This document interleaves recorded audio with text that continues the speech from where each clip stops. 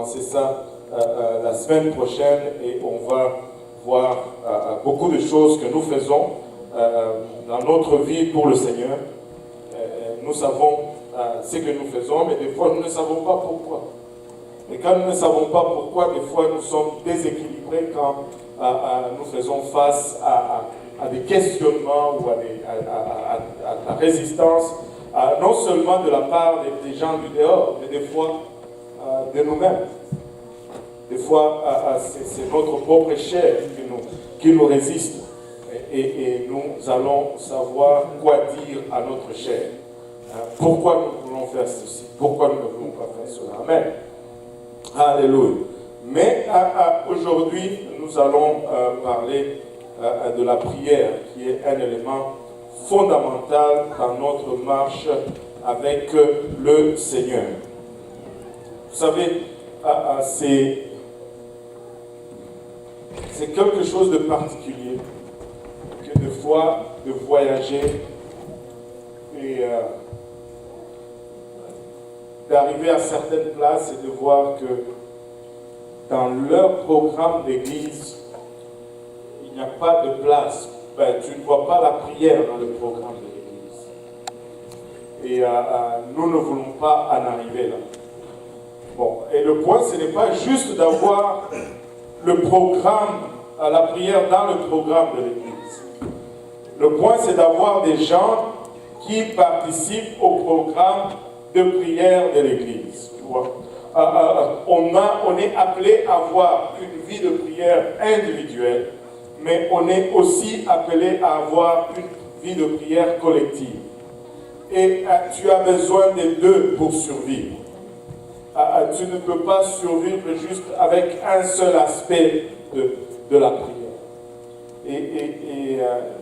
Je veux que nous retournions un peu au fondamental, à la base, à l'importance de ces choses et que nous commençons à nous appliquer. On va regarder un peu rapidement là où le Seigneur nous a conduits aujourd'hui. Cette leçon, on va juste l'appeler ta louange ne remplacera jamais ta prière. Nous aimons louer, n'est-ce pas? Nous aimons louer. Alléluia. Quand c'est le temps de louer, nous n'avons pas d'égal. Nous transpirons. Mais cette louange ne va jamais remplacer la prière. Aujourd'hui, j'ai vu un nouveau batteur à la batterie.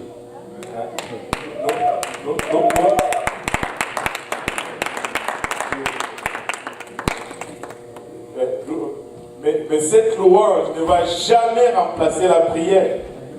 Vous savez, quand nous avons signé les engagements pour entrer dans le ministère, qui a signé ces engagements? Alléluia. Vous savez, nous avions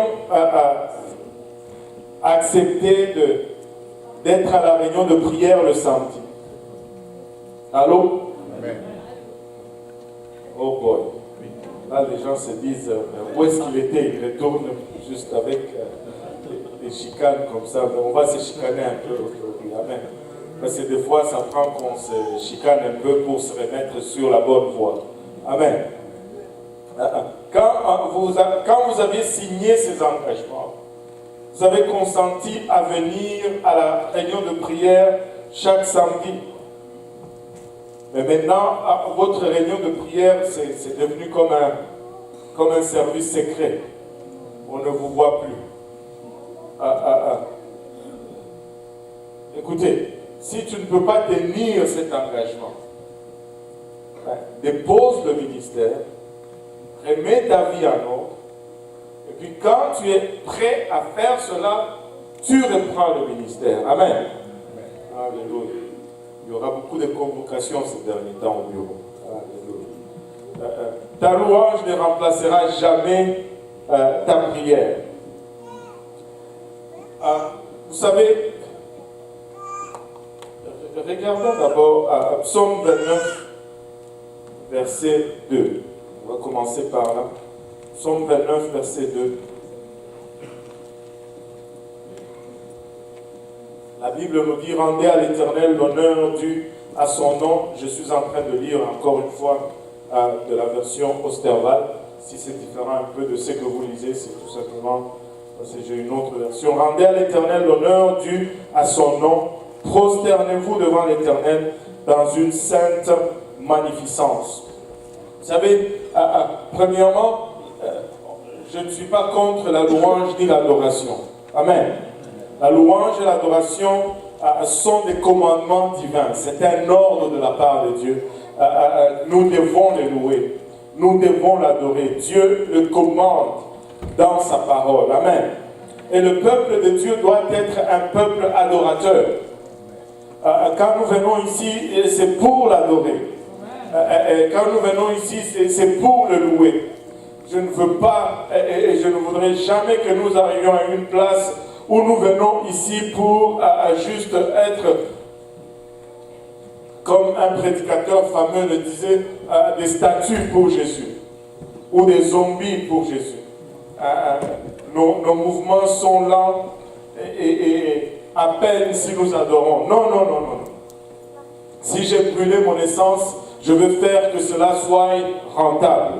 Si j'ai dépensé de mon argent pour l'autobus, je ne veux pas arriver ici et me faire voler de mon investissement et de mon temps et de mes finances. Je veux rendre cela rentable. Je vais louer Dieu. Je vais adorer Dieu. Je vais m'assurer que je connecte avec la présence de Dieu. Et je vais m'assurer que j'amène cette présence en ces lieux. Et l'adoration, c'est notre réponse vraiment à l'amour de Dieu, à sa sainte présence, à sa grandeur et à ses actes. Lorsque nous ne louons pas et où nous n'adorons pas, en fait, nous sommes en train de faire fi de l'amour de Dieu. Nous sommes en train de ne pas répondre à l'amour de Dieu. C'est comme si Dieu nous disait « je t'aime », mais nous regardons ailleurs. Essaye cela avec ta femme ou ton mari. Il te dit je t'aime et puis tu ne dis rien. Tu vas voir que peu à peu, on va arrêter de le dire. Amen. L'adoration, la louange, c'est notre réponse à l'amour de Dieu. Dieu nous a tant aimés qu'il a donné de sa vie. Et en réponse, alléluia, nous élevons nos voix pour le reconnaître, nous élevons nos mains pour l'embrasser. Nous ne sommes pas indifférents à l'amour de Dieu. Nous ne devons jamais être indifférents à l'amour de Dieu et à tout ce qu'il fait pour nous. Et notre louange, notre adoration ne doit pas être quelque chose de mécanique. Je t'aime. Je t'aime. Non. Ça doit venir du cœur. Nous pouvons le voir dans le mariage. Si tout ce que tu fais, c'est de dire je t'aime, je t'aime, je t'aime, et qu'il n'y a rien qui vient du cœur, ça va se savoir éventuellement. Ça va être exposé éventuellement. Notre adoration ne doit pas être une réponse mécanique à Dieu, mais ça doit venir du profond du cœur.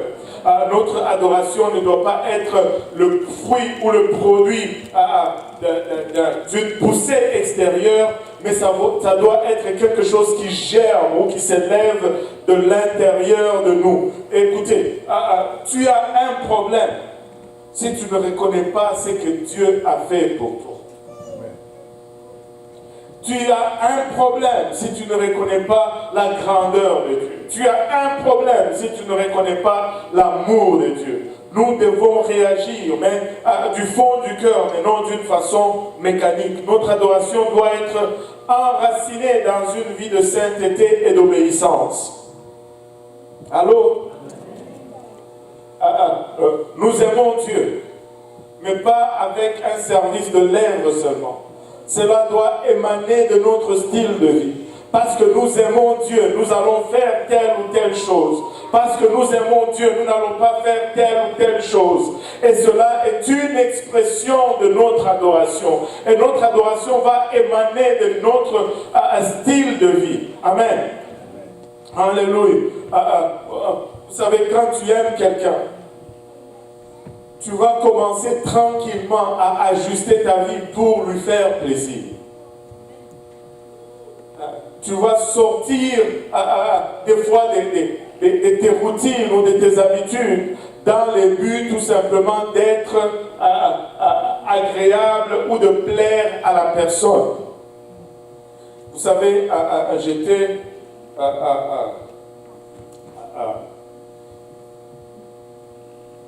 ne vais pas donner cet exemple, ça va être très bon exemple. Vous savez, mari et femme, quand ils vivent ensemble, très vite, tu vas voir les expressions de l'homme, la femme va adopter les mêmes expressions. Et des fois, c'est le mari qui prend les expressions de la femme. Pourquoi? C'est dans le but de montrer l'amour. Quand tu aimes quelqu'un, tu vas avoir tendance à aimer ce que la personne fait ou ce qu'elle mange. Avez-vous déjà vu les enfants? Ce que papa mange, c'est ce qu'ils aiment aussi. C'est juste une expression de leur amour vis-à-vis de papa. Amen. Et notre adoration doit être enracinée dans une vie de sainteté, parce que nous voulons être agréables à Dieu, et d'obéissance, parce que nous voulons lui plaire. L'adoration comprend l'émerveillement. Et nous devons contempler Dieu et être émerveillés par... Et si tu n'es pas émerveillé par Dieu, je ne sais pas qu'est-ce qui va t'émerveiller. Il n'y a plus d'espoir pour toi. Il n'y a plus d'espoir. Contemple la nature et vois autour. Regarde, Dieu est juste phénoménal. Dieu est grand, Dieu est puissant, Dieu est fort. Tu regardes toute la nature, il a tout fait. Il a mis quelque chose dans mon esprit dernièrement. J'étais en train de méditer sur nos attitudes. Des fois, Dieu nous demande de faire quelque chose, mais nous disons, oh non, prie pour la personne. Ah non, ça ne va pas marcher. Ça ne va pas marcher. C'est quoi ton problème? Vous savez, c'est en quelque sorte, encore une fois, de l'orgueil. Regardez tout ce que Dieu a fait sans nous. Il a tout créé sans nous. Et il arrivera seulement parce que nous prions pour quelqu'un qui l'échoue. Donc, Dieu est grand, Dieu est puissant, Dieu est extraordinaire. Si nous pouvons juste réaliser la grandeur de Dieu, sans nous, il a créé les cieux et la terre. Sans nous, il a établi les astres, les étoiles et les luminaires. Sans nous, il a tracé des tracés sur cette terre que les rivières suivent. Il a indiqué des endroits où les montagnes s'élèvent. Il les a tapissés de végétation et de toutes ces choses. Il fait toutes ces choses sans nous. Et il nous donne l'opportunité de prendre part à un petit peu de ce qu'il veut faire. Nous commençons à douter. Plus jamais. Plus jamais. Je veux juste être émerveillé par Dieu. Notre adoration doit comprendre l'émerveillement, les actions de grâce, la joie, la musique, les chants, les battements des mains, l'élévation des mains, les prosternations, les agenouillements. Des fois, nous vantons un peu Dieu. Nous le vantons. Je n'ai pas juste trouvé d'autres mots parce que le mot vanter, c'est comme si c'est devenu un peu péjoratif. Mais il est impossible de mal utiliser le mot vanter avec Dieu parce qu'il est capable de tout faire. Tu peux mal me vanter parce que j'ai des limites. Mais tu ne peux pas mal vanter Dieu. Parce que tout est à portée de sa pensée, de sa volonté. Il peut tout faire, absolument tout faire. Et nos adorations et nos louanges, des fois, vont comprendre les pleurs. Des fois, ça va comprendre le volume. Je ne sais pas pour vous, mais des fois, il y a ce désir juste de monter le volume alors que tu es en train d'adorer Dieu. Que ce soit les appareils ou que ce soit la personne. Des fois, tu as juste envie de Alléluia! Et puis tu te sens bien. Tu veux juste monter le volume. Tu veux juste crier la grandeur de Dieu. Vous, ça ne vous arrive jamais? Alléluia. Je commençais à avoir peur. Je commençais à me sentir anormal un peu. Des fois, tu es seul au milieu de la route, tu conduis. Et là, dans la voiture, ça m'arrive. Des fois, tu es en train de prier, de conduire, et tu réalises la grandeur de Dieu. Et là, tu cries au point où les conducteurs de la voiture à côté te regardent. Et puis, ça va. Tout est correct. Alléluia. Des fois, ça prend que tu augmentes le volume. Vous savez, l'adoration doit juste être exubérant. Ça doit juste être exubérant. Tu ne peux pas trop louer Dieu. Parce qu'il va toujours faire plus que tu ne puisses louer.